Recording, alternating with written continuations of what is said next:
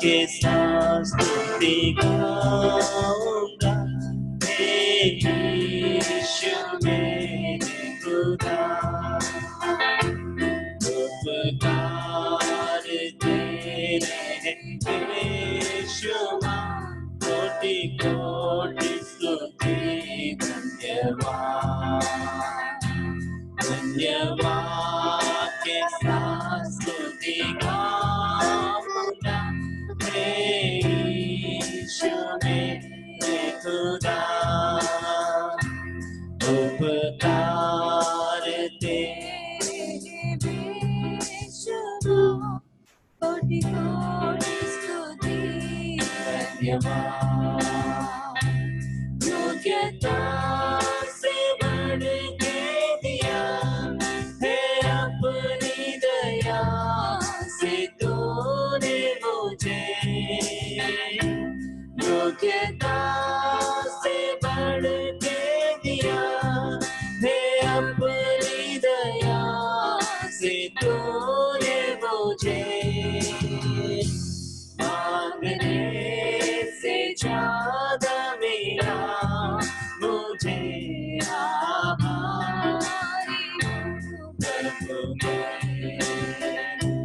मांगने से ज्यादा मेरा मुझे आभारी प्रभु मेरे। धन्यवाद के साथ यीशु मेरे खुदा। उपकार तेरे बेशुमार, कोटि कोटि स्तुति धन्यवाद। उपकार तेरे बेशुमार, कोटि कोटि स्तुति धन्यवाद। योग्यता जिंदा खुदा, तुझ पर ही भरोसा मेरा। तू है सच्चा जिंदा खुदा, तुझ पर ही भरोसा मेरा। सेवा पूरी करके पाऊं बिना प्रभु ऐसा दो वरदान। सेवा पूरी करके पाऊं बिना प्रभु ऐसा दो वरदान। धन्यवाद के साथ स्तुति गाऊंगा, हे यीशु मेरे खुदा। उपकार तेरे हैं बेशुमार, कोटि कोटि स्तुति धन्यवाद। उपकार तेरे हैं बेशुमार, कोटि कोटि स्तुति धन्यवाद। योग्यता से बढ़ के दिया है अपनी दया से तूने मुझे। योग्यता से बढ़ के दिया है अपनी दया से तूने मुझे। मांगने से ज्यादा मिला मुझे, आभारी हूँ प्रभु मेरे। मांगने से ज्यादा मिला मुझे, आभारी हूँ प्रभु मेरे। धन्यवाद के साथ स्तुति गाऊंगा,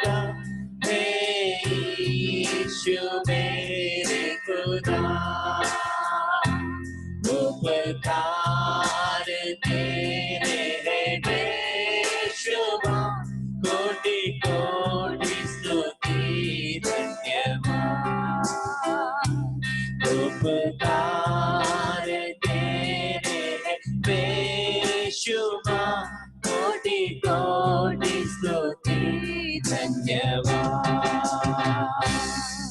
उपकार तेरे बेशुमार, कोटि कोटि स्तुति धन्यवाद। हे परम पवित्र पिता, तेरी हो स्तुति सदा। तू है महान सर्वशक्तिमान। हे परम पवित्र पिता, तेरी हो स्तुति सदा। तू है महान सर्वशक्तिमान। पर्वत पक्षी सागर सारे करते हैं तेरी महिमा। ओ पर्वत पक्षी सागर सारे करते हैं तेरी महिमा। फिर कैसे चुप रहूं मैं, गाता प्रभु महान। फिर कैसे चुप रहूं मैं, गाता प्रभु महान। हे परम पवित्र पिता, तेरी हो स्तुति सदा। तू है महान सर्वशक्तिमान। हे परम पवित्र पिता, तेरी हो स्तुति सदा। तू है महान सर्वशक्तिमान। इस जीवन में तेरी इच्छा को प्रथम स्थान। ओ इस जीवन में तेरी इच्छा को प्रथम स्थान। करो पूरे लगन से सेवा, अब से कही करो पूरे लगन से सेवा, अब से कही हे परम पवित्र पिता, तेरी हो स्तुति सदा। तू है महान सर्वशक्तिमान। हे परम पवित्र पिता, तेरी हो स्तुति सदा। तू है महान सर्वशक्तिमान। हे परम पवित्र पिता, हे परम पवित्र पिता, तेरी हो स्तुति सदा। तू है महान सर्वशक्तिमान। पर्वत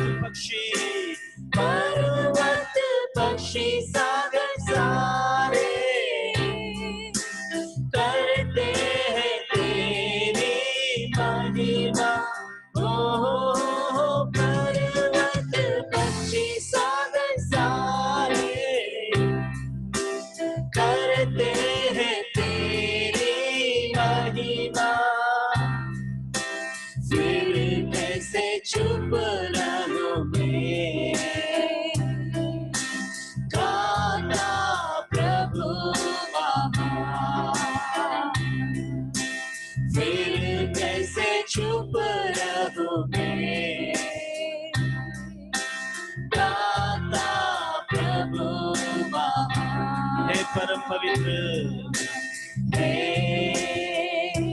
परम पवित्र पिता, तेरी हो स्तुति सदा। तू है महान सर्वशक्तिमान। हे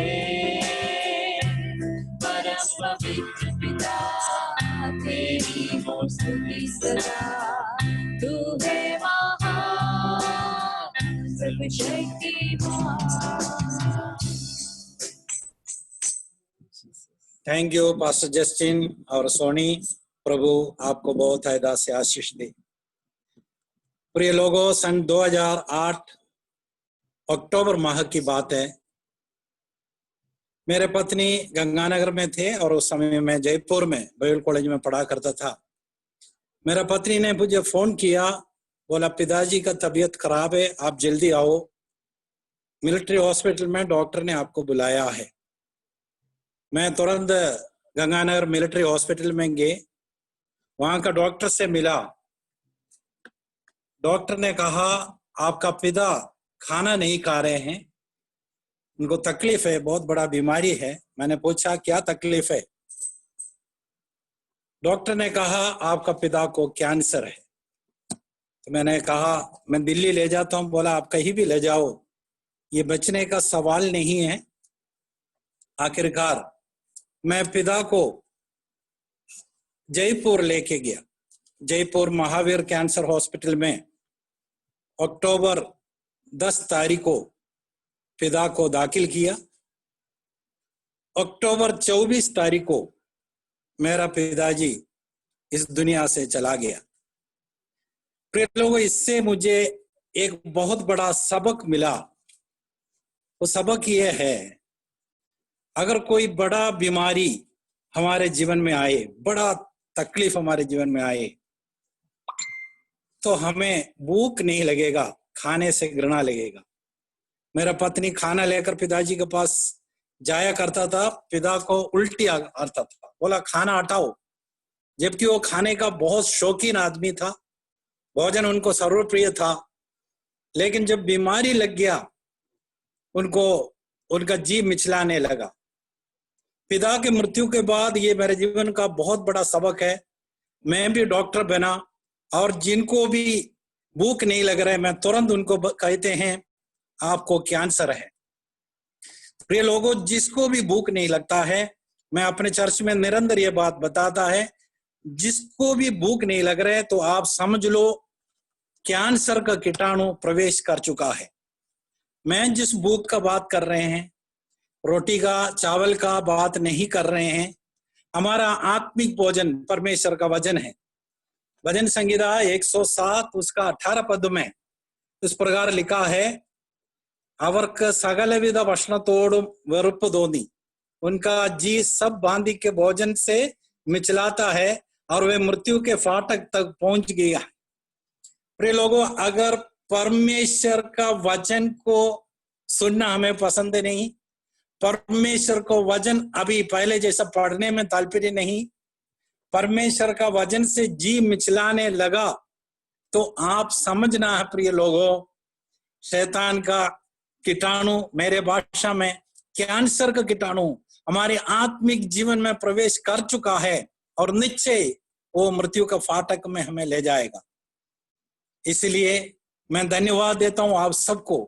पिछले 91 डेज से आप बराबर परमेश्वर का वचन को सीखने के लिए, उसके आराधना स्तुति महिमा के लिए हमारा साथ है।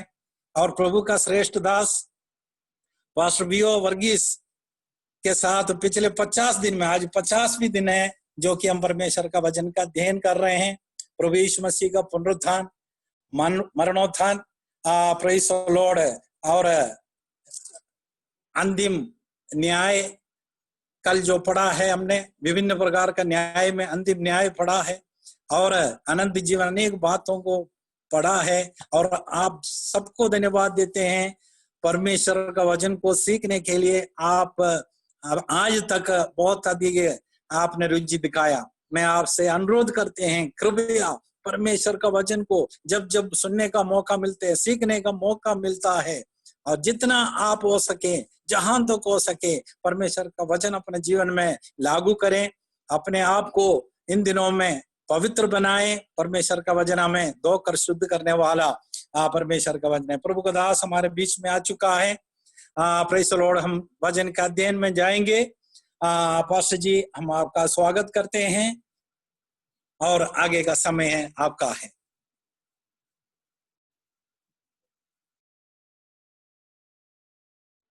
पास्टर जी म्यूट हटाएं।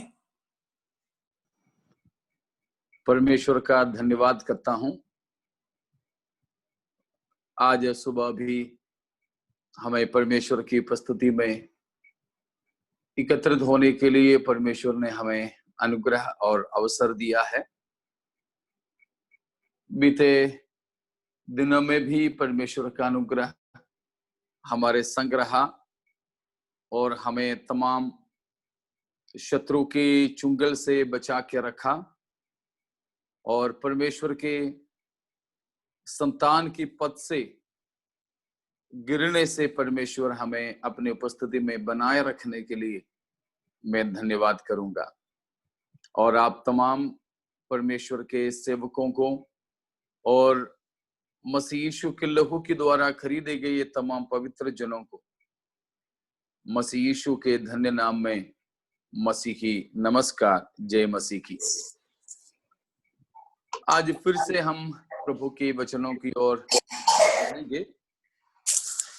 हम ये जो मनन कर रहे हैं, ये जो हम लोग अपने क्लास के अंतिम 2 नवंबर है, तो इसमें हम देख रहे थे कि भिन्न भिन्न प्रकार के न्याय प्रभु यीशु मसीह के आगमन के सिलसिले में जो होने वाली भविष्यकालीन घटनाएं, उन घटनाओं को हमने 4 भागों में बांट करके सीखा। तो पहला हमारे प्रभु यीशु मसीह की आगमन, तमाम भविष्यकालीन घटनाओं की कुंजी जो कहलाता है, और दूसरा भिन्न भिन्न प्रकार के मृतकोत्थान। तीसरा हम देख रहे हैं भिन्न भिन्न प्रकार के न्याय। तो उसमें अंतिम न्याय में हम अभी आप पहुंचे हैं। तो ये अंतिम न्याय के बाद अनंत जीवन या अनंत काल के बारे में एक हल्का सा उतना ही वचन के अंदर हमें सीखने को मिलता है। तो उन बातों को भी हम देख करके हमारी इस क्लास समाप्त हो जाएगी। तो हम उसकी अंतिम दौरे पर, इसलिए मैंने कहा। तो अंतिम न्याय के बारे में हम देख रहे हैं। तो उसका अलग अलग नाम हमने देखा कि बड़ा श्वेत सिंहासन का न्याय, या सभी मरे हुओं के या सभी अधर्मियों के न्याय। प्रभु यीशु मसीह होगा न्यायी और पवित्र लोग यीशु मसीह के मददगारों के तौर पर अवश्य ही होंगे, वो भी हमने देखा। और कब होगा? प्रभु यीशु मसीह संसार में 1000 साल के राज्य करने के बाद, गोग मागोग के युद्ध के भी पश्चात, लेकिन मसीह के अनंत राज्य संस्थापित होने से ठीक पहले ये न्याय होगा। तो हमने इस न्याय के नाम कब होगा और मुख्य न्यायाधीश कौन होंगे, और मसीह के साथ में मददगारों के तौर पर जूरियां कौन कौन होंगे, गवाह कौन होंगे, ये सब बातें हमने देखा है। और आगे हम चलते हैं कि इस न्याय की विशेषता भी हमने कल देखा, वो है नो वकील नो अपील। वकील के बिना और अपील के बिना किए जाने वाले एक न्याय होगा, वो भी हमने देखा है। तो ठीक है, तो इसमें आगे को हम ये देखेंगे कि इसमें किन किन के न्याय होंगे, कौन किस किस के न्याय यहां किया जाएगा, किस किस के न्याय। तो उसमें सबसे खास तौर पर हम ये समझ सकते हैं कि तमाम, या हम पढ़ेंगे प्रकाशित वाक्य 20 के 11, 12, फिर एक बार कल पढ़े थे, फिर एक बार पढ़ेंगे आज। फिर मैंने एक बड़ा श्वेत सिंहासन और उसको जो उस पर बैठा हुआ है देखा, उसके सामने से पृथ्वी और आकाश भाग गए और उनके लिए जगह न मिली। फिर मैंने छोटे बड़े सब मरे हुओं को सिंहासन के सामने खड़े हुए देखा और पुस्तकें खोली गई और फिर एक और पुस्तक खोली गई अर्थात जीवन की पुस्तक, और जैसा उन पुस्तकों में लिखा हुआ था वैसा ही उनके कामों के अनुसार मरे हुओं का न्याय किया गया। तो ये 12वां पद में बताया है किस किस के न्याय किए जाएंगे। हम पढ़ते हैं कि सब छोटे बड़े मरे हुओं को सिंहासन के सामने खड़े हुए देखा, और आखिरी में बताया है कि उनके कामों के अनुसार मरे हुओं का न्याय किया गया। तो कौन होंगे यहाँ जो है क्या बोलते हैं, मुजरिम, अपराधी, जिनके न्याय होंगे वे कौन हैं? यहाँ बताया है खास तौर पर मनुष्य है। कौन से मनुष्य? मरे हुए मनुष्य। जो कोई भी मरे, जो कोई भी प्रभु यीशु मसीह के पवित्र लोगों के पुनरुत्थान में भागी नहीं हुए, जो कोई भी 20 अध्याय के 4, 5, 6 पदों में बताए गए प्रथम पुनरुत्थान के भागी नहीं हुए, वे सबके सबके न्याय यहाँ किए जाएंगे। तो सब मरे हुए होंगे यहाँ जिनका न्याय किए जाएंगे। तो हर यहाँ जो मरे हुए, जो प्रथम पुनरुत्थान में भागी नहीं हैं, वे सब दुष्ट लोग, अविश्वासी लोग, पापी लोग और अधर्मी, परमेश्वर के आज्ञाओं को न मानने वाले अनाज्ञाकारी, इस प्रकार के लोग होंगे। तो इस तरह के सबके सब लोगों के न्याय किए जाएंगे। 20 अध्याय के 9वां पद भी पढ़ें, 20 का 9। वे सारी पृथ्वी पर फैल कर पवित्र लोगों की छावनी और प्रिय नगर को घेर लेंगी और आग स्वर्ग से उतरकर उन्हें भस्म करेंगी। 1000 साल यीशु मसीह के साथ में राज किए गए लोग कुछ ही समय के अंदर शैतान के बहकावे में आते और प्रभु यीशु मसीह के विरोध में लड़ने के लिए खड़े हो जाते। तो यहाँ जो मरे हुओं का मतलब पुराने जमाने में मरे हुए ही नहीं, परंतु प्रभु यीशु मसीह के 1000 साल के राज्य में मसीह के संग रहे हुए लोग, लेकिन चुटकी भर में शैतान के बहकावे में आकर मसीह के विरोध में खड़े होने वाले वे लोग भी यहाँ शामिल होंगे जिनके न्याय किए जाएंगे। तो और उन सब के भी होंगे जो मत्ती के सुसमाचार 13वां अध्याय 39 और 50वां वचन, मत्ती 13, 39 और 50।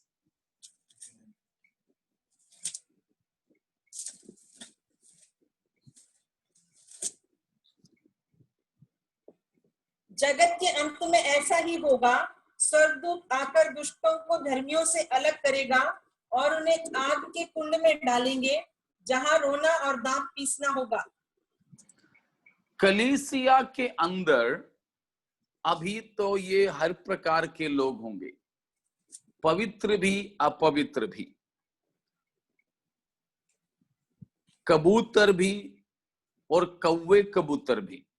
ठीक है, शायद मैंने एक बार बोला था आपको कि कबूतरों को हर लोग अपने घर में पालते हैं, खाना दाना देते हैं, संभालते हैं, आदर और प्रेम दिखाते हैं, लेकिन कौवों को तो बिल्कुल कोई पालते नहीं, भगा देते हैं। इससे निराश एक कौवा ने किसी तरह अपना रंग भी बदलकर कबूतर की नाई बन गए। तो अब नकली कबूतर बनकर उसको मैं कौवा कबूतर बुलाया। कौवा कबूतर बनकर कबूतरों के झुंड में पाए जाते हैं। इस प्रकार कलीसिया के अंदर सब लोग उद्धार पाए हुए हर कोई प्रभु के लोग नहीं हैं। तो कलीसिया के अंदर ऐसे भी लोग जरूर हैं जो मसीह से दूर हैं और अंदर ही अंदर से पापमय जिंदगी बिताते हैं। सफेद पहने होंगे, क्लीन से होंगे, जेबर उतार दिए होंगे, हल्लेलुया कहते होंगे, ठीक है, ये सब कुछ होगा, लेकिन अंदर ही अंदर से बदबूदार जिंदगी है। अंदर ही अंदर से परमेश्वर के वचनों के अधीन नहीं होते, आज्ञाकारी नहीं होते, ऐसे भी लोग हैं। लेकिन कलीसिया में इन सब का भूसा दाना अलग नहीं किए जाएंगे, वो सब अंतिम समय तक बने रहेंगे। तो कलीसिया के अंदर नकली आत्मिकता का रूप लेकर या आत्मिकता के पाषंड पोशाक पहन करके रहने वाले लोग भी यहाँ न्याय के लिए लाए जाएंगे। जहां तक बच्चों को छोड़कर, शिशुओं को छोड़कर बाकी सब इसमें जरूर होंगे। व्यवस्था विवरण 1 का द बुक ऑफ ड्यूटरनॉमी, आवर्तन पुस्तकम 1 अध्याय और उसकी 39वां वचन 39। फिर तुम्हारे बाल बच्चे जिनके विषय में तुम कहते हो कि ये लूट में चले जाएंगे, और तुम्हारे जो बच्चे अभी भले बुरे का भेद नहीं जानते, वे वहां प्रवेश करेंगे और उनको मैं वह देश दूंगा और वे उसके अधिकारी होंगे। नहमिया की पुस्तक 8 अध्याय, नहमिया 8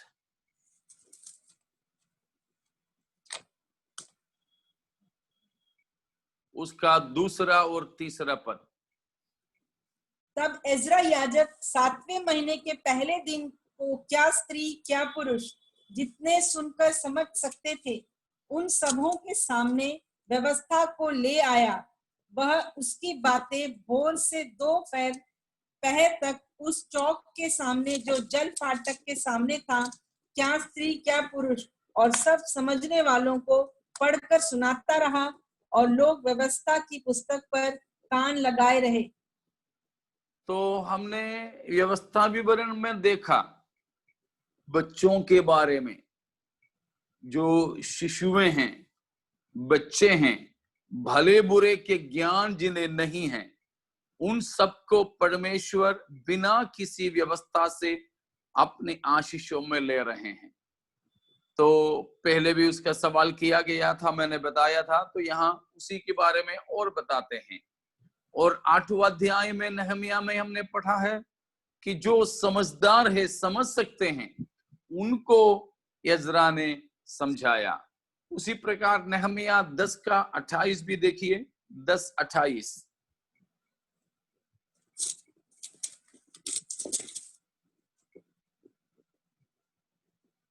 शेष लोग अर्थात याजक, लेवीय, द्वारपाल, गवैये और मंदिर के सेवक और जितने परमेश्वर की व्यवस्था मानने के लिए देश देश के लोगों से अलग हुए थे, उन सबों ने अपनी स्त्रियों और उन बेटे बेटियों समेत जो समझने वाले थे। तो उधर भी समझदार लोगों को ले रहे हैं, समझदारों को ले रहे हैं।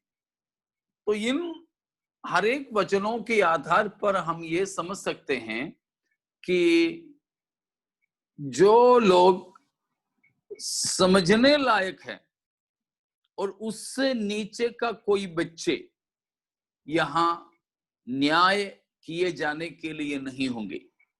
तो कोई बच्चों के न्याय यहाँ नहीं होगा। वही मतलब है इन तमाम वचनों के द्वारा।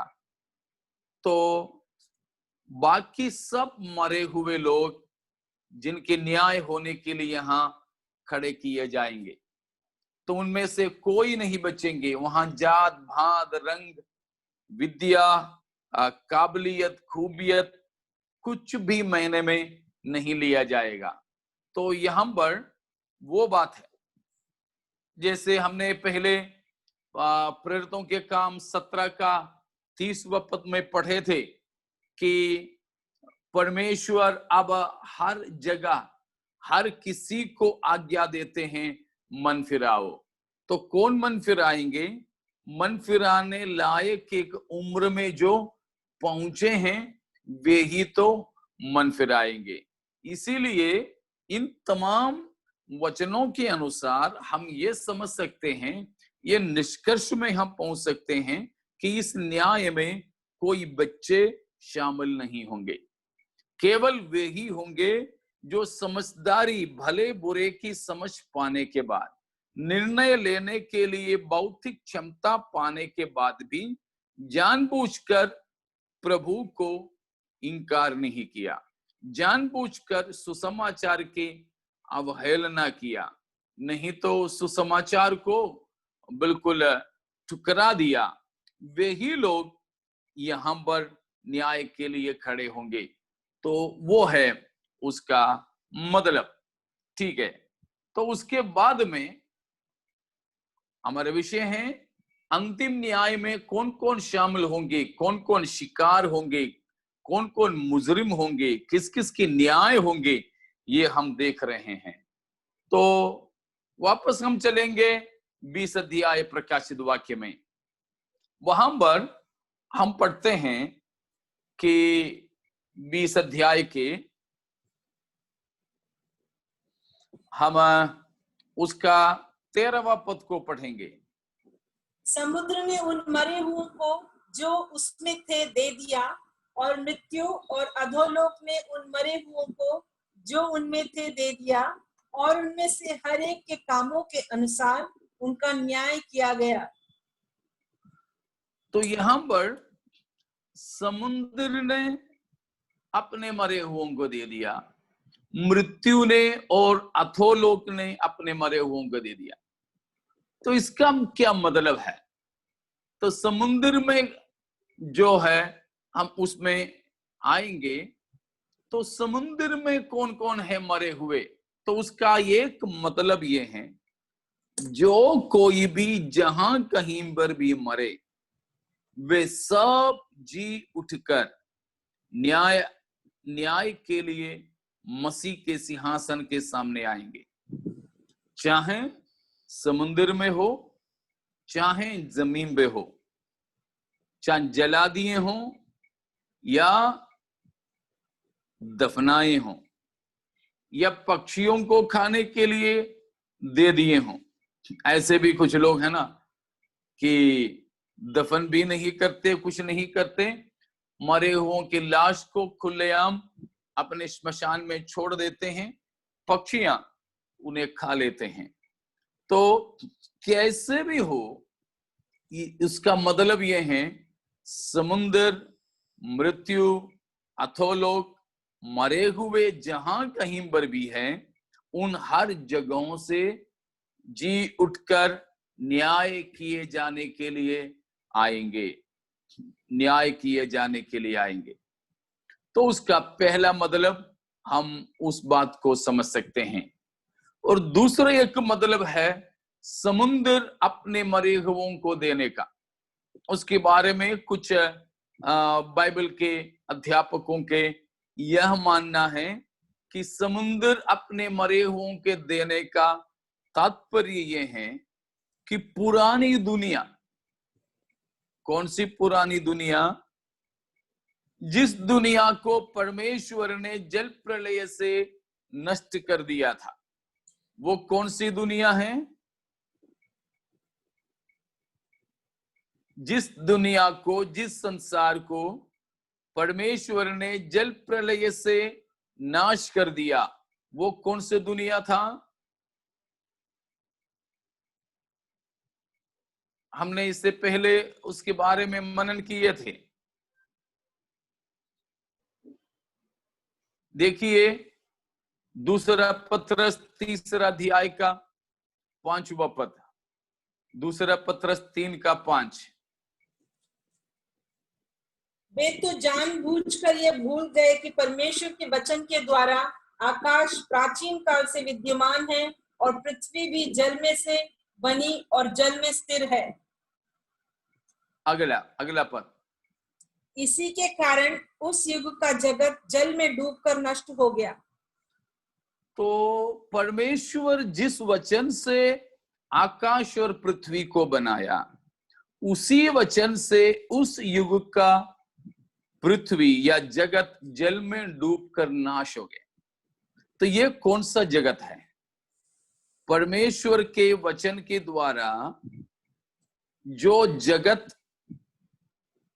पानी में डूबकर जल प्रलय के द्वारा नाश हुआ, वो कौन सी जगत है? वही मैंने पूछा।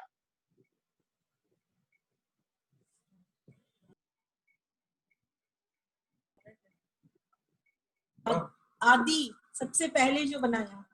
हाँ, ये वो दुनिया नहीं नूह के समय में हुआ था, क्योंकि नूह के समय में जगत का नाश नहीं हुआ। पृथ्वी पे रहने वाले कुछ मनुष्य और कुछ जीव जंतुओं के ही हुए, जगत पूरा पूरा नाश नहीं हुआ था। 8 मनुष्य बच गए थे, सब जीव जंतुओं में 2-2 करके एक एक परिवार बचाए रखे थे। तो जगत का नाश नूह की जल प्रलय में नहीं हुआ, परंतु आदम की सृष्टि से पहले इस पृथ्वी पे कोई रहते थे। वो कौन थे हमें ज्यादा कुछ सूचना नहीं है, लेकिन उन्होंने जब पाप किया तो परमेश्वर ने उस जगत को पूरा पूरा ही जल प्रलय से नष्ट कर दिया। उसी वजह से आदम को बनाने वाली वो दुनिया में हम देखते हैं कि गहरे जल और जल के ऊपर गहरा अंधियारा, सारी जगत में पानी भरा था। तो वो समुद्र करके यहां प्रकाशित वाक्य 20 में जो बताया, तो कुछ लोगों के मानना है कि जो लोग उस जगत में रहते थे, जिनको परमेश्वर ने जल प्रलय के द्वारा नष्ट कर दिया, उन सबको भी यहां खड़ा करके न्याय के लिए दाखिल करेंगे। अगर ऐसे हैं तो यह संभव है कि जैसे हमने पढ़े थे दूसरा पत्रस में और यहूदा की पत्रिका में, कुछ आत्माओं को, कुछ स्वर्गदूतों को जो बांध करके रखे हैं, बाउंडेड एंजल्स, तो उनमें से कुछ तो यहां हो सकते हैं। तो 2 प्रकार के बलवा करने वाले स्वर्गदूतों के बारे में बताए जाते हैं। एक है शैतान के साथ में बलवा किए हुए स्वर्गदूत है, दूसरा है उस आदम से पहले वाली दुनिया में रहकर परमेश्वर की अनाज्ञाकारी बने हुए कुछ, वो भी स्वर्गदूत सरीखे के लोग थे, मनुष्य सरीखे नहीं थे, स्वर्गदूतों के समान के लोग थे। ऐसे हैं तो वे सब मर मिटे पानी में हैं, तो उन सबको भी परमेश्वर के पुत्र मसीह यीशु बड़ा श्वेत सिंहासन पर बैठकर जो न्याय करेंगे उसमें शामिल होंगे। तो प्यारों, कौन कौन किस किस का न्याय होगा?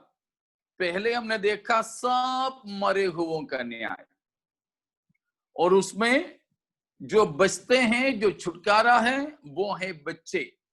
बच्चों को उसमें हम नहीं पाते हैं।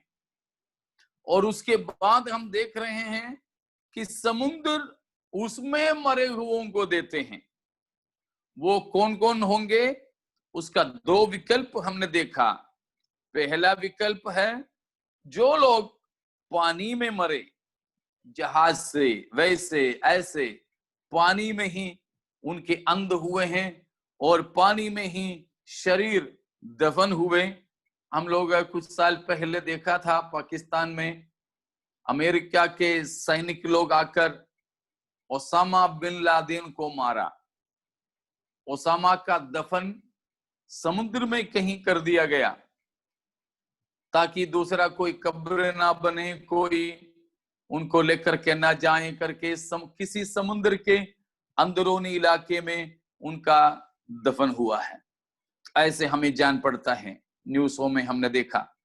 तो इस प्रकार कई सारे लोग हैं और ऐसे भी कई जहाज की दुर्घटनाएं होते हैं, शिपरक होते हैं, तो समुद्र में काफी सारे लोग मरे हैं।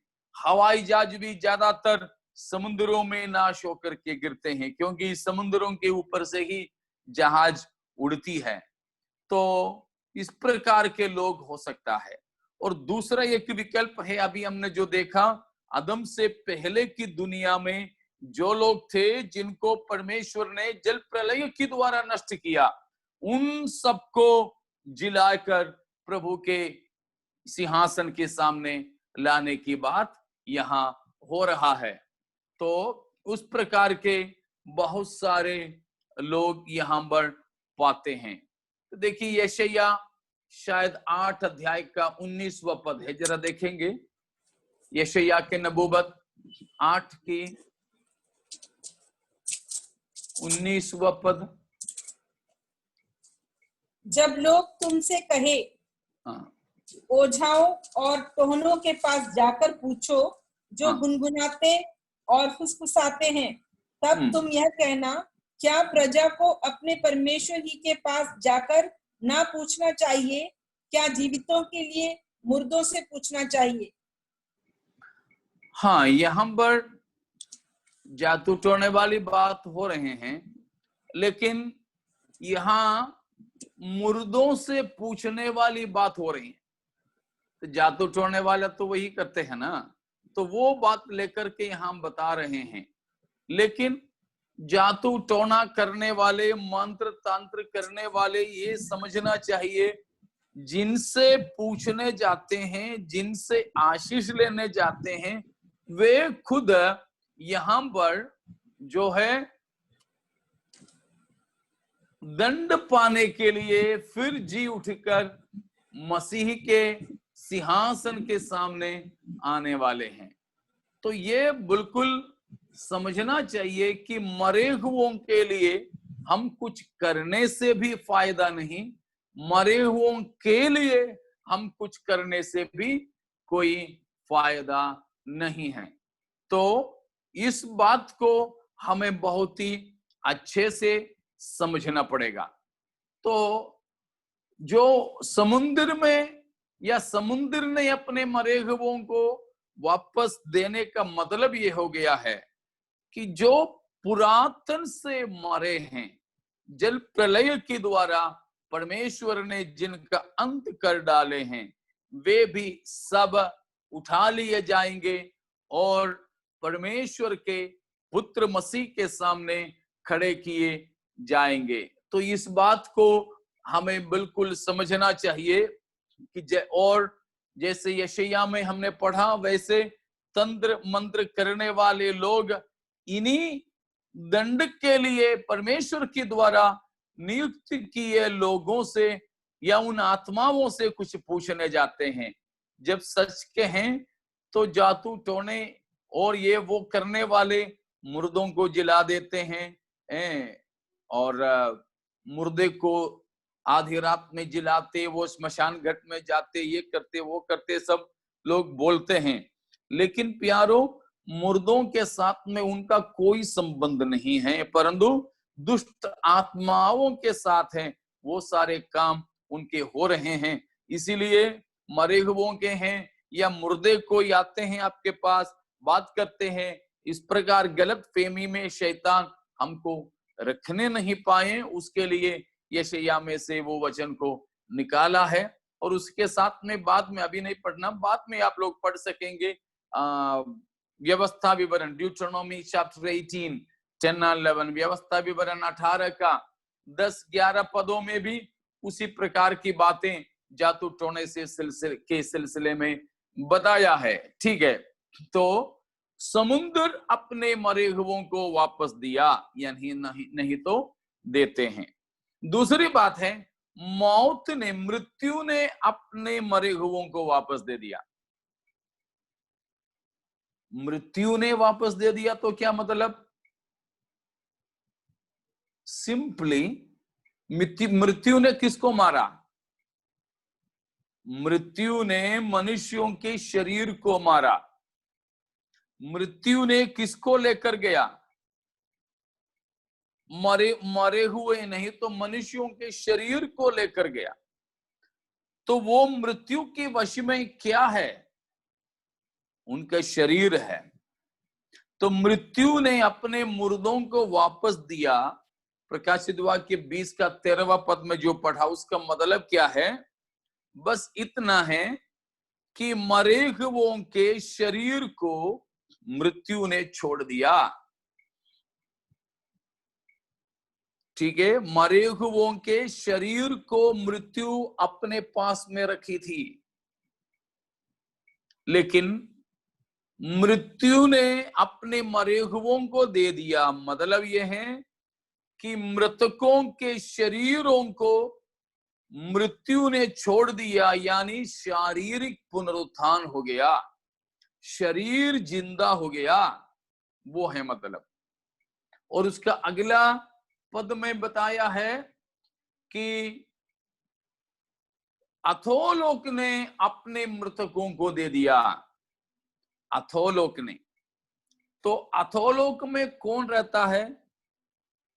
पिछले दिनों में हमने देखा था, मरे हुओं के आत्मा अधोलोक में है। तो मरे हुओं के शरीर इस मृत्यु के वश में, और मरे हुओं के आत्मा जो है अधोलोक के वश में। तो मृत्यु ने अपने मरे हुओं को वापस दे दिया का मतलब मरे हुओं के शरीरों को जिंदा कर दिया। अधोलोक ने मुर्दों को वापस दे दिया, मतलब अधोलोक में रहने वाले मनुष्यों के मरे हुओं के आत्मा और प्राण को वापस कर दिया। उसका मतलब कुल मिलाकर इतना ही है, सब मरे हुए वापस जिंदा हो गए। शरीर, आत्मा, प्राण फिर से मिल गए, यह है उसका मतलब। आत्मा, शरीर और प्राण वापस एक साथ मिल गए, वो मतलब है उसका। तो उसका अर्थ तो ये हो गया कि परमेश्वर सब मरे हुओं को वापस जीवित करके उनको मसीह के सिंहासन के सामने खड़ा कर देंगे। तो प्यारों, यहां इस न्याय का एक और विशेषता ये है। दो विशेषता हमने पहले देखा था इस न्याय का, एक तो वकील नहीं है, दूसरा दोबारा अपील नहीं कर सकते हैं, और तीसरी विशेषता यहां से हम ये देखते हैं कि इस न्याय में मुर्दों का भी न्याय होंगे, मुर्दों के भी न्याय होंगे। अभी तो हमारे यहां पर मतलब संसार में पेशी के दौरान एक अपराधी मर जाता है तो उसका केस खत्म, एक अपराधी का मृत्यु से बस वो फाइल बंद। लेकिन प्रभु यीशु मसीह जब न्यायाधीश होकर के न्याय करेंगे तो मृत्यु से न्याय की छुटकारा नहीं मिलती, मौत के द्वारा न्याय से रिहा नहीं मिलता, अगर मर भी गया है, मुर्दों को जिलाकर अपने सामना खड़ा कर देंगे और उनका न्याय करेंगे। तो मृत्यु के द्वारा भी बच नहीं सकते। अभी तो कुछ लोग हैं पकड़ा जाएंगे, लगता है तब खुदकुशी कर लेते हैं, बस हो गया खत्म, फिर कोई केस नहीं, फिर तो कोई कचेरी नहीं, थाना नहीं, बंद। लेकिन वहां नहीं, मसीह के न्यायासन के सामने नहीं। इसलिए सब खुदकुशी करने वाले लोग भी यहां पर शामिल होंगे, यहां पर शामिल होंगे। कुछ लोगों का एक शक होते हैं कि खुदकुशी करने वाले लोग कई दिनों तक मरे हुए जगह पर घूमते रहते हैं। कुछ लोगों के शक है। इसीलिए स्वाभाविक मृत्यु जहां हुआ वहां जिनको डर नहीं होते, उनको भी तो खुदकुशी की जगह पर डर होता है। इसलिए कई बार किसी मकान के अंदर कोई खुदकुशी कर लेते हैं तो मालिक उसे बेचकर चले जाते, लोग उसे लेते नहीं। ऐसे कई जगह के बारे में मसीहियों को, सच्चे मसीहियों को पता चलती है तो बड़ा सस्ते में मिल जाते हैं। ऐसे कुछ है तो खरीद लेना, आपको रहने के लिए तकलीफ है तो सच्चे मसीहियों को दान में दे देना, ठीक है। तो कई लोगों के मानना है कि खुदकुशी किया हुआ व्यक्ति समय से पहले मरा है, इसीलिए उसकी आत्मा भटकती है। नहीं, कोई आत्मा नहीं भटकती। चाहे हत्या हो, खुदकुशी हो, स्वाभाविक मृत्यु हो, दुर्घटना हो, तो मृत्यु के बाद में वो आत्मा जहां पहुंचना वहां तुरंत ही पहुंच जाते हैं, कहीं नहीं भटकते। पहले भी एक बार मैंने कहा था। तो उन आत्माएं, कुछ लोगों के फिर कहना है खुदकुशी करने वाले तो स्वर्ग पहुंचते होंगे। एक मसीही अगर खुदकुशी कर लिया तो स्वर्ग पहुंचेंगे। जिया तो मसीही बनकर है, लेकिन मरा तो गैर मसीह बनकर है। खुदकुशी करने वाला मसीही जिंदे थे तो शायद मसीही थे, मौत के समय में वो अविश्वासी बन गया, अधर्मी बन गए। क्योंकि विश्वासी बने रहते हुए आप खुदकुशी नहीं कर सकते। इसीलिए कोई खुदकुशी करने की विचार में है तो जान लेना आप सीधे सीधे नरक में जा रहे हो। फांसी लगा रहे हो तो समझ लेना आप जहां खड़े हैं कूदने के लिए, वहां से मौत की ओर नहीं कूद रहे हो, परंतु अनंत नरक में आप कूद रहे हैं। तो खुदकुशी करने वाले कोई भी स्वर्ग नहीं पहुंचेंगे, चाहे वो कितने भी बड़े पास्टर, कितने भी बड़ा भविष्यवक्ता, कितने भी अच्छे विश्वासी रहे हो, बिल्कुल भी नहीं, बिल्कुल भी नहीं।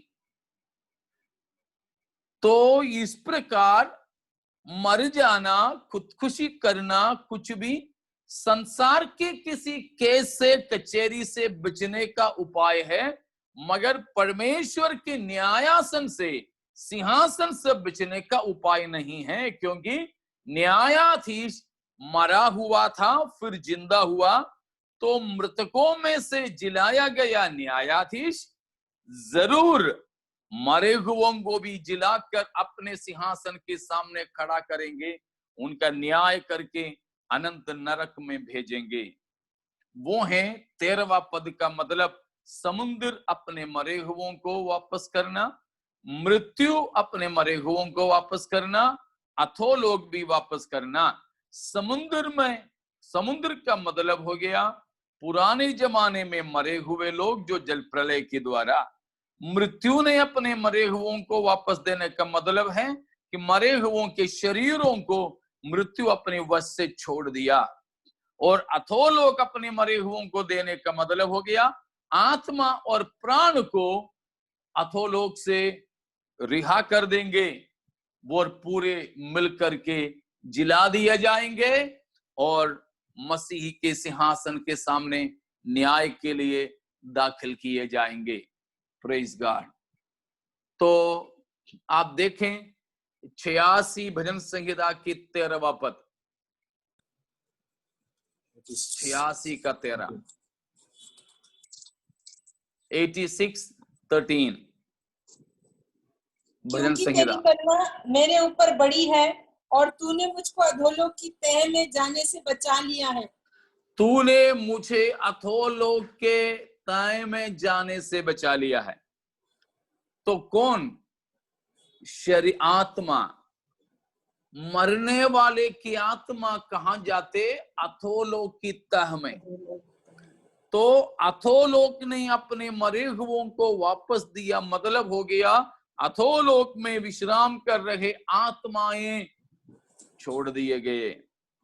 वही हमने लूका 16वां अध्याय में भी उसकी 23वां वचन में पढ़ते हैं, धनवान और लाजर वाले हिस्से में पहले हमने देखा था। तो अधोलोक का मतलब हो गया मरे हुओं का आत्मा और प्राण, तो उनको वापस कर दिया गया है। तो इन हर एक भागों में से सब मुर्दे जिला दिए जाकर मसीह के सिंहासन के सामने खड़े होते हैं।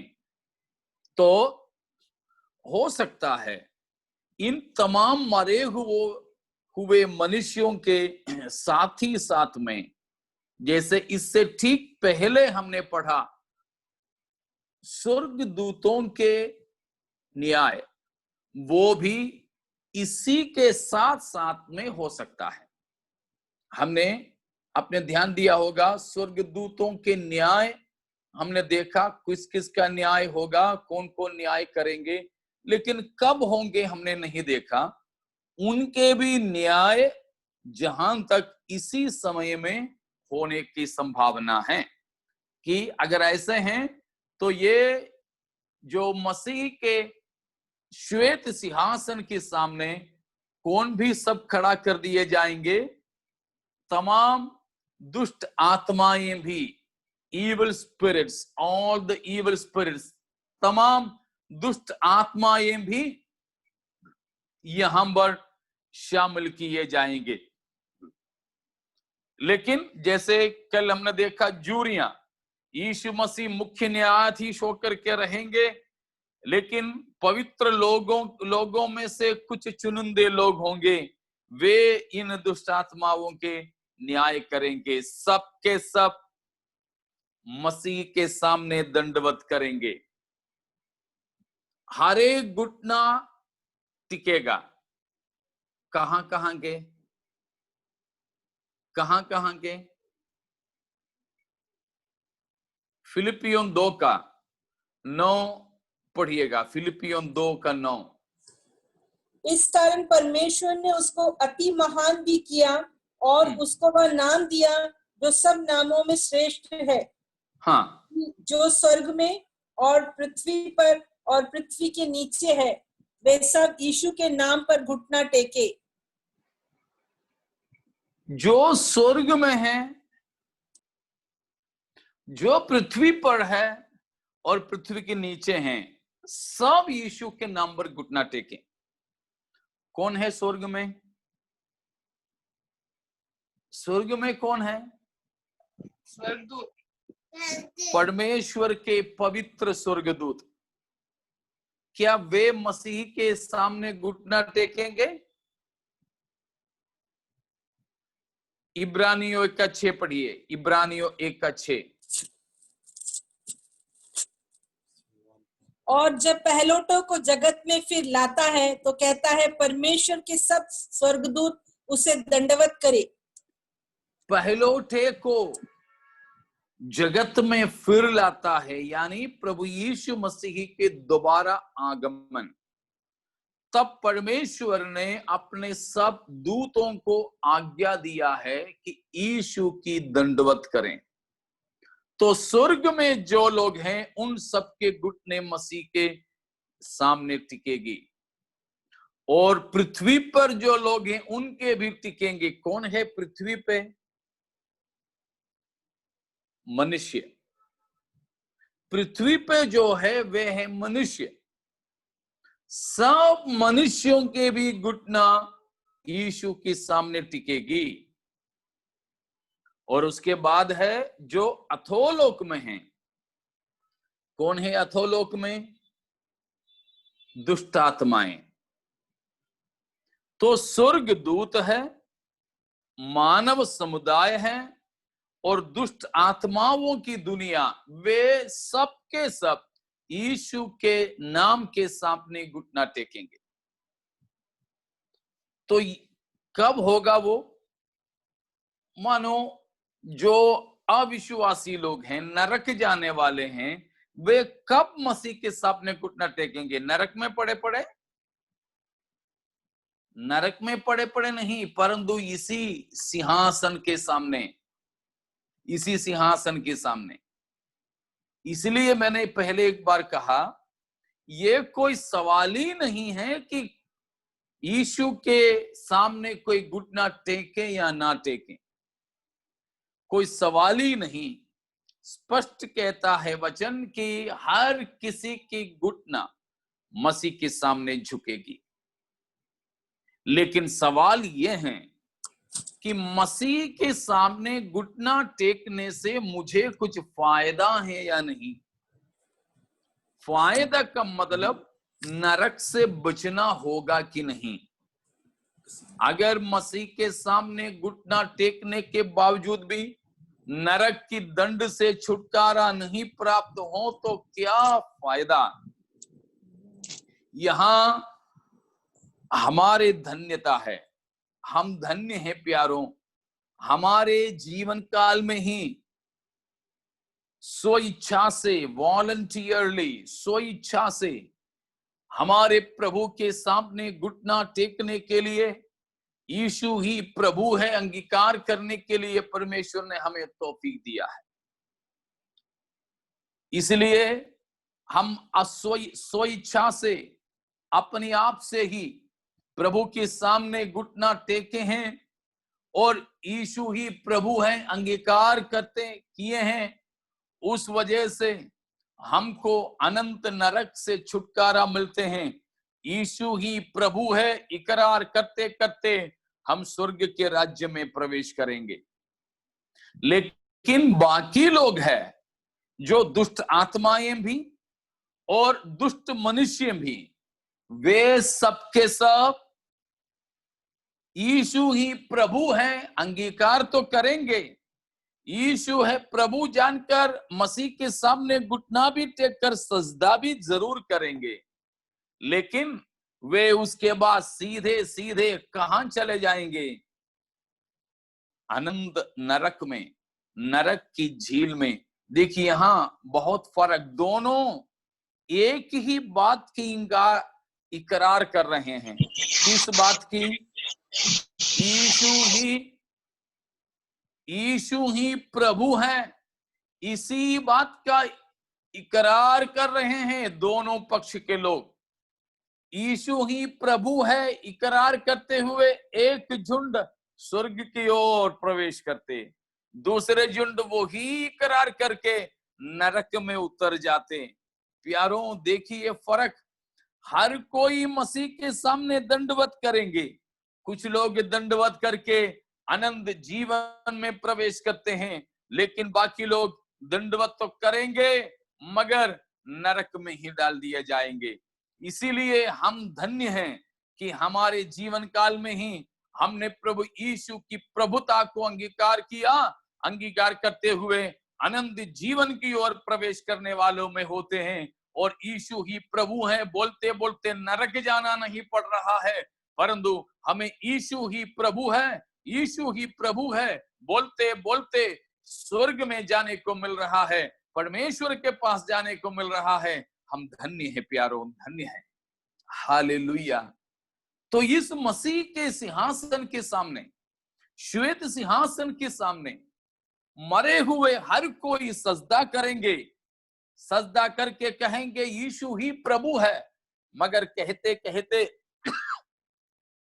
अनंत नरक में चले जाएंगे।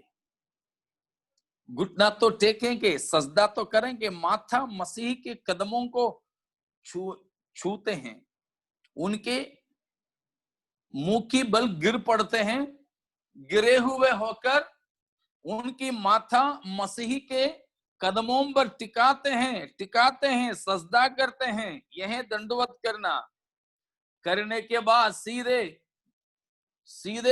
खड़े भी नहीं होंगे, झुके ही होकर नरक में डाल दिए जाएंगे। वे अगर मसीह की सजदा करते ही रहें तो भी स्वर्गदूत आकर खींचकर उन्हें नरक में फेंक देंगे। उसमें नरक की आग में गिरने से पहले ही वे तो जलना शुरू हो जाएंगे, लेकिन जल के भस्म नहीं होंगे। हम नरक के बारे में जो देखेंगे तब उसके बारे में ज्यादा बताऊंगा। तो उस दंड पाने वालों में कौन कौन होंगे? सब मरे हुए होंगे। दूसरा, हो सकते हैं सब दुष्ट आत्माएं भी होंगे। शैतान, झूठा मसीह और झूठा भविष्यद्वक्ता, इन तीनों को तो पहले ही नरक में डाल दिया, वो हमने पिछले दिनों में देखा। इन तीनों के सिवाय बाकी दुष्ट आत्माएं जो होंगे वे सब भी यहां मसीह के सिंहासन के सामने लाए जाएंगे। अभी तो ये मोड़ पे वो मोड़ पे, ये पत्थर के ऊपर और ये पेड़ के नीचे बैठकर लोगों से अगरबत्ती मोमबत्ती लेने वाले हैं ना, आराधना स्वीकार करने वाले, फूल और बत्ती को लेने वाले, वे सब कोई भी मसीह के सिंहासन के सामने न्याय के लिए खड़े होंगे। आज मैं हूं खुदा, मैं हूं ईश्वर, मैं तुम्हारा ऐसा करूंगा वैसा करूंगा, कुछ किसी को लालच देकर और किसी को धमका भटका कर आराधना स्वीकार करने वाली दुष्ट आत्माओं की बड़ी झुंड मसीह के सिंहासन के सामने न्याय होने के लिए कतार में खड़े होंगे। और हम आज इन दुष्टात्माओं के इनकार करने वाले, इन दुष्टात्माओं के ईश्वर होने से इनकार करने वाले तमाम पवित्र लोग उस दिन प्रभु यीशु मसीह के साथ में सिंहासन के सामने जूरियों के तौर पर खड़े होकर इन दुष्ट आत्माओं की न्याय करेंगे। प्यारों, आज हमको डराने के लिए कोशिश करने वाली इन आत्माओं की न्याय हम उस दिन करेंगे। ये खुदा की वचन हमें स्पष्ट बताते हैं। Praise the Lord. तो प्यारों, हमारी जिंदगी मसीह के लिए बिताते हैं तो वो घाटे में नहीं है, वो व्यर्थ में नहीं है, परंतु हमारे प्रभु जब न्यायी बन करके आएंगे, आज मसीह के लिए दुख उठाने वाले, निंदा सहने वाले, नाम धराई से होकर गुजरने वाले, घाटा को सहने वाले मसीह के साथ महिमा पाए पाए खड़े रहेंगे और दुष्ट मनुष्यों के न्याय हम देखते रहेंगे और दुष्ट आत्माओं की न्याय हम स्वयं करते रहेंगे। Praise God. इसीलिए मसीह के साथ अपनी जिंदगी को समर्पण के साथ बिताने में हम कोई हिचकिचाहट ना करें और मसीह के लिए कमर बांध करके बने रहें, सीना तान करके हम बने रहें और एड़ी चोटी की प्रयास करते हुए मसीह के लिए बने रहें, मसीह को लोगों तक हम पहुंचाते रहें, सुसमाचार हम सुनाते रहें। Praise the Lord. ये बहुत ही जरूरी है। कौन है, किन किन के न्याय होंगे, हमने इसमें देखा है कि हर एक प्रकार के दुष्ट आत्माओं की शक्तियां, दुष्ट आत्माओं की शक्तियां। Praise God. तो इन सब होंगे वहां पर शिकार के तौर पर आने वाले। हमने देखा the subjects of the judgment, इस न्याय के जो है शिकार, इस न्याय में जिनके न्याय किए जाएंगे वो कौन कौन हैं हमने देखा है। और देखिए पहला कुरिन्थियों 8 का वैसे 1 से लेकर 7 तक की पद है, लेकिन पूरा पढ़ने में हमारा समय काफी जाएगी। हम उसके 4था पद को पढ़ेंगे। अतः मूर्तियों के सामने बलि की हुई वस्तुओं के खाने के विषय में हम जानते हैं कि मूर्ति जगत में कोई वस्तु नहीं और एक को छोड़ और कोई परमेश्वर नहीं। 5वां पद भी, यद्यपि आकाश में और पृथ्वी पर बहुत से ईश्वर कहलाते हैं, जैसा कि बहुत से ईश्वर और बहुत से प्रभु हैं, तो भी हमारे लिए तो एक ही परमेश्वर है, अर्थात पिता, जिसकी ओर से सब वस्तुएं हैं और हम उसी के लिए हैं, और एक ही प्रभु है अर्थात यीशु मसीह, जिसके द्वारा सब वस्तुएं हुई और हम भी उसी के द्वारा हैं। केवल एक ही परमेश्वर है, लेकिन देवता कहलाने वाले तो इस संसार में बहुत है। उनमें से एक भी ईश्वर नहीं है, केवल एक ही सच्चा ईश्वर है। लेकिन अभी बेचारे अज्ञानी लोगों को भरमाते हुए वे ईश्वर करके रहते हैं, लेकिन उनमें से कोई ईश्वर नहीं। लेकिन ईश्वर करके लोगों को भरमाने वाले उन सारे आत्माएं अर्थात झूठे देवताएं वे सब भी मसीह के सिंहासन के सामने न्याय के लिए लाए जाएंगे। Praise God. तो यहां पर हम पढ़ते हैं जैसे इस्राएलियों की छुटकारा के लिए मिस्र में परमेश्वर ने कार्य किया था, तो बड़ा मजेदार बात है, वहां परमेश्वर ने किस किस का न्याय किए थे, दंड किस किस पर लाया था।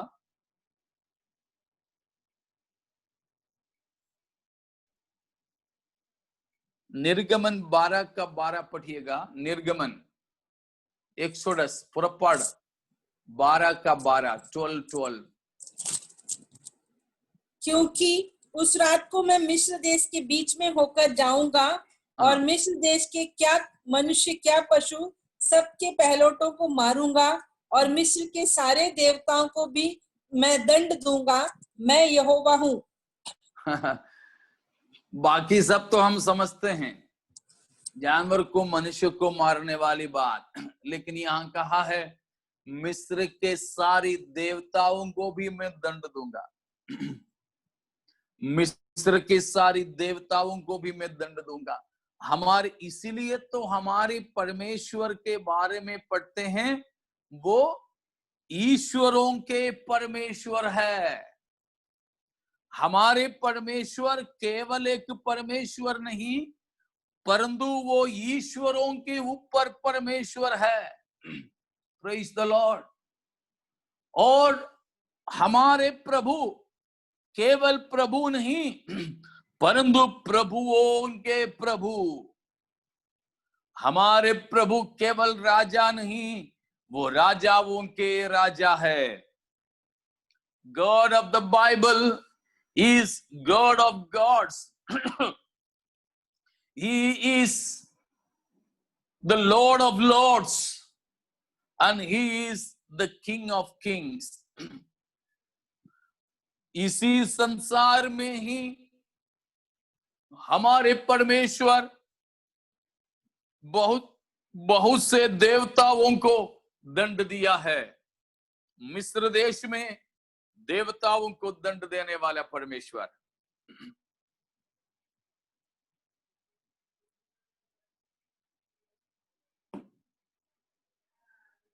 मिस्र के तमाम देवताओं को परमेश्वर ने मिस्र में भेजा हुआ प्रत्येक विपत्ति उनके प्रत्येक देवता के ऊपर हमला बोल रहा था। वहां से चलते चलते में जब हम आते हैं दाऊद की जिंदगी की शुरुआत में, या शामुएल की जब जिंदगी था उस समय में, शामुएल की जिंदगी की शुरुआत में, सेवकाई की शुरुआत के समय में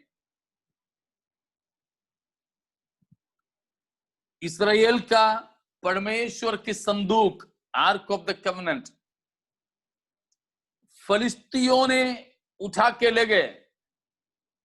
ले जाकर कहां रखा? उनकी देवता, उसका नाम था दागोन, दागोन के मंदिर में रखा।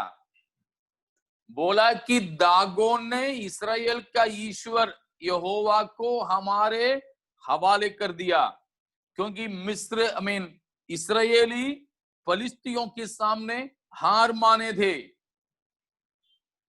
उनकी महायाजक एली मर गया, महायाजक के 2 पुत्र याजक लोग थे, वो दोनों मर गए, और उनके संदूक, यहोवा के संदूक पकड़ाए गए।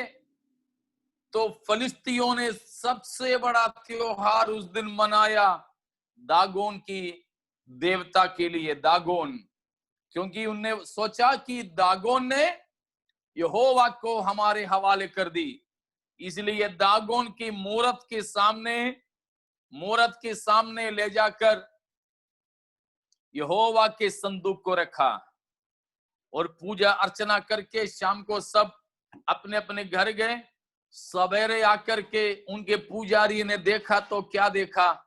यहोवा के संदूक के सामने दागोन दंडवत करके गिर पड़ा है, जबकि दागोन का मूरत ही था, मूरत में जान नहीं थी।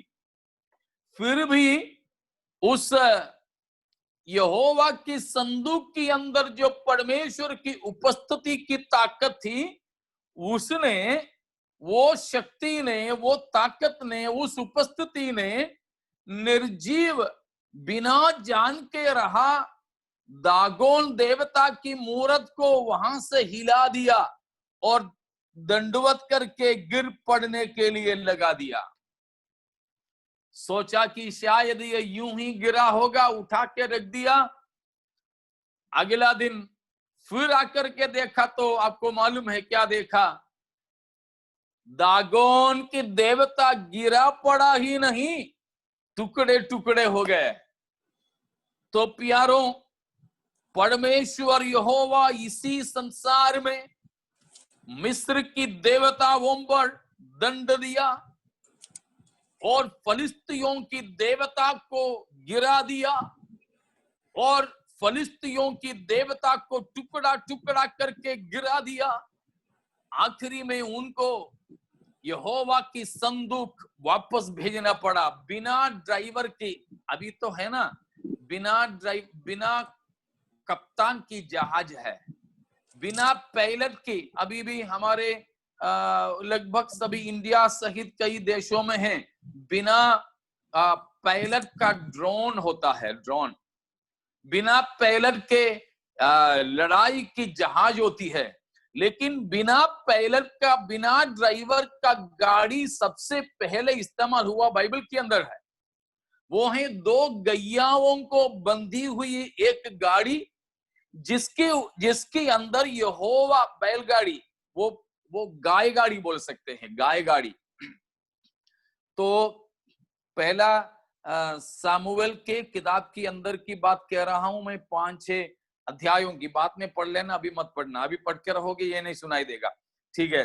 तो वहां पर है कि 2 गायों को बंधे हुए उस गाड़ी पर एक संदूक, एक पेटी उठा के रखा, जो यहोवा का संदूक, बिना ड्राइवर के छोड़ दिया। लेकिन ये संदूक में परमेश्वर की उपस्थिति था। इन गायों का अगुवाई की और बिना ड्राइवर की गाड़ी चलती चलती चलती फलिस्तियों के देश से इस्राएलियों के देश में पहुंची। Praise the Lord. मेरा कहने का मतलब यह है कि बाइबल का परमेश्वर संसार की देवताओं के ऊपर मुकदमा लड़ने वाला परमेश्वर है। बाइबल का परमेश्वर विश्व की देवताओं पर न्याय करने वाला परमेश्वर है। Praise the Lord. वो इसी संसार में हुआ करता था, ये हम बाइबल के अंदर देखते हैं।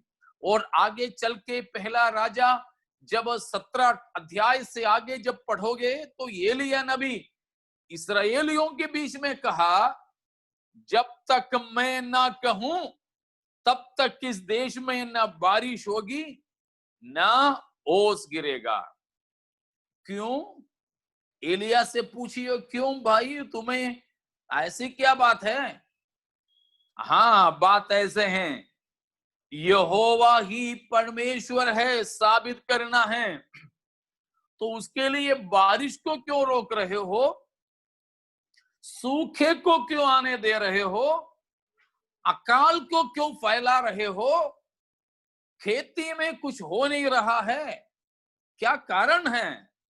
हाँ, एलिय्याह तो उस समय कहेगा, कारण यह है कि ये लोग बाल और अशेरा, जैसे कई दुनिया के देशों में हैं, पति पत्नी देवताएं होती है, पति पत्नी।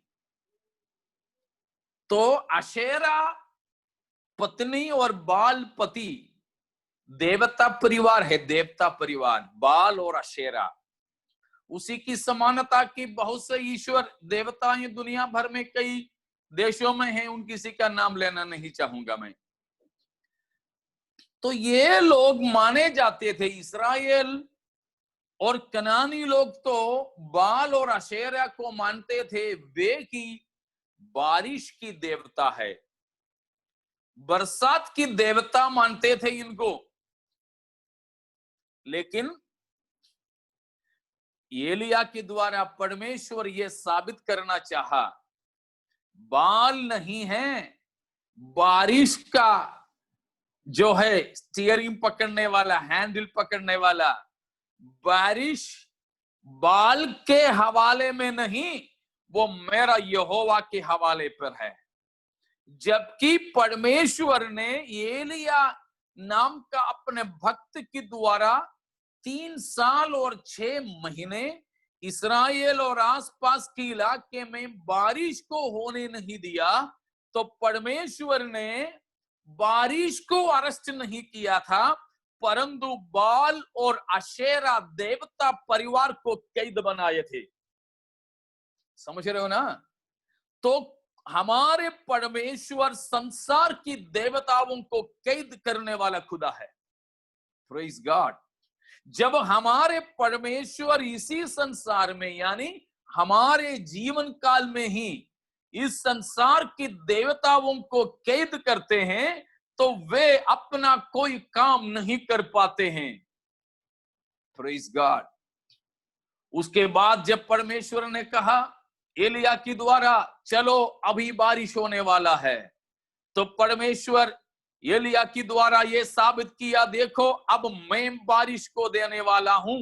तुम्हारे बाल देवता, अशेरा देवता, देवी पिछले 3.5 साल से तो कहां गए पता भी नहीं, उनको भी तो पानी नहीं मिल रहा है, तो कहीं और कहीं गए होंगे, जब हम बारिश होते हैं पानी पीने के लिए, ढूंढो ढूंढो।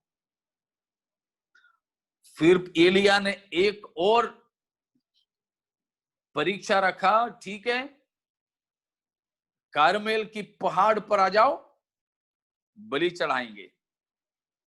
तुम क्या बोलते हो? तुम्हारी देवता बाल वो अग्नि की देवता है, तुमने पहले कहा तुम्हारी देवता बारिश की देवता है, लेकिन हार गया है। लेकिन अब तुम कहते हो कि तुम्हारी बाल देवता अग्नि की देवता है, आग से उत्तर देने वाला अग्नि ईश्वर। ठीक है, तुम कर लो, जानवर ले लो, बलि चढ़ाओ, तुम्हारे अग्नि देवता से दुआ करो, वो ये कि चिंगार भी भेजें तो ठीक, मैं भी उसका सलाम करूंगा। लेकिन सुबह से लेकर दोपहर होने तक भी वे पुरजोर कोशिश की, शरीर को चीरा फीरा, खून बहाया, लेकिन उनका ईश्वर हमारे परमेश्वर की बंदीगृह में बंद पड़ा है, तो वो कैसे आएंगे चिंगार लेकर, माचिस लेकर के? नहीं आया। एलिया ने तो उनकी हंसी उड़ाया।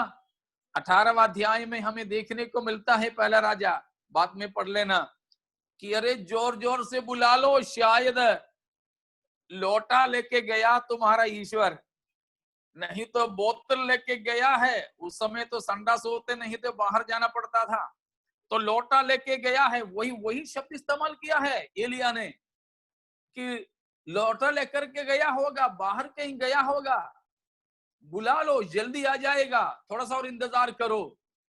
इतना मजाक उड़ाया उनकी देवता की कि पूछो मत। ऐसे भी, लेकिन वे कोई भी हमारे परमेश्वर के सामने काम नहीं आए। वे सब वहां पर परास्त हो गए, पराजित हो गए।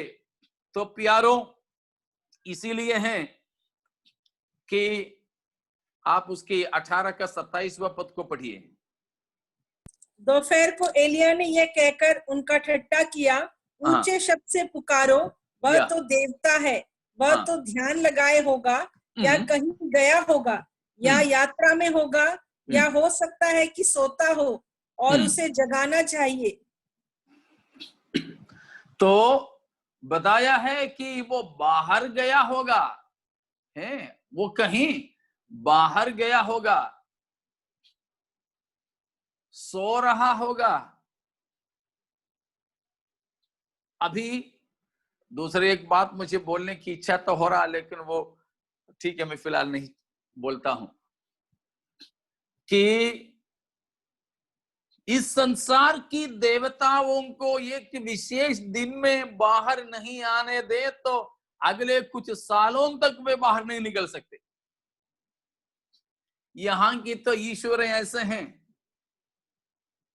तो बाल देवता, प्रकृति की देवता, अग्नि, हवा, बारिश की देवता कहलाने वाले को एलिया की द्वारा परमेश्वर ने न्याय किया। लेकिन जब एलिया का समय आया तो उसने पूरी बेलवेदी पे पेट्रोल नहीं परंतु पानी डाला, पेट्रोल नहीं पानी डाला, और बेलवेदी की चारों ओर गड्ढा खुदवाया, गड्ढे में भी पानी भरवाया। प्यारो, अगर परमेश्वर की आग है पानी से बुझेगी नहीं। परमेश्वर की आग है तो वो पानी को भी सुखा देगा।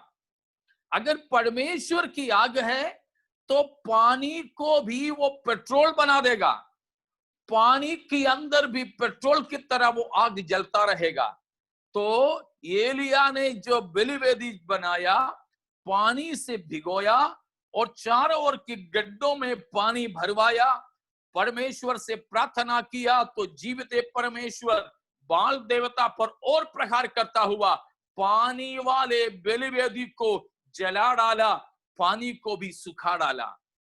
वो ही परमेश्वर के सामने, अब सिंहासन के सामने इन तमाम देवताओं को, कितने करोड़ है पता नहीं, पहले था कुछ लेकिन अब और ज्यादा हो गया। इन तमाम करोड़ों देवताओं को भी मसीह के सिंहासन के सामने लाए जाएंगे। हमारे यीशु मसीह प्रभुओं के प्रभु होकर, राजाओं के राजा होकर, ईश्वरों के परमेश्वर होकर जरूर इन सब के ऊपर राज करेंगे, इन सब के ऊपर न्याय करेंगे, उन सब को न्याय करके अनंत नरक में भेजेंगे। प्यारों, हमारे परमेश्वर की हम दंडवत करें। हमारे परमेश्वर राजाओं के राजा, प्रभुओं के प्रभु, ईश्वरों के परमेश्वर, मोही एकमात्र परमेश्वर है। हम भी मसीह के साथ उस दिन, उस न्याय के दिन में पाए जाएं। इन सारे देवताओं के नम्रता और दंडवत करने की तरीका हम उस दिन देखेंगे और हम देखकर हमारे परमेश्वर की हम आराधना करेंगे, अपनी जिंदगियों को समर्पित करें। अगर मेरे सुनने वालों में से कोई ये सच्चा परमेश्वर प्रभु यीशु मसीह के कदमों पर अब तक नहीं झुके हो, आपसे अनुरोध है, केवल एक ही जीवित ईश्वर है, वो मृत्युंजय प्रभु यीशु मसीह है। मुर्दों में से जिलाया गया, पाप को हराया हुआ, शैतान को हराया हुआ, सभी देवताओं के ऊपर राज करने वाला यीशु ही एकमात्र परमेश्वर, उस मृत्युंजय यीशु को अपनी जिंदगी में प्रभु जानकर अंगीकार करें, मसीह के लिए अपने जीवन को समर्पण करें। मसीह की उपासना करने वाले, सेवा करने वाले अजीजों, केवल यीशु ही प्रभु जानकर अंगीकार करते हुए हम और भी हिम्मत के साथ एलिया की तरह बढ़ते जाएं। ये परमेश्वर हमारे संग रहेंगे और प्रभु चाहें तो बाकी कल देखें।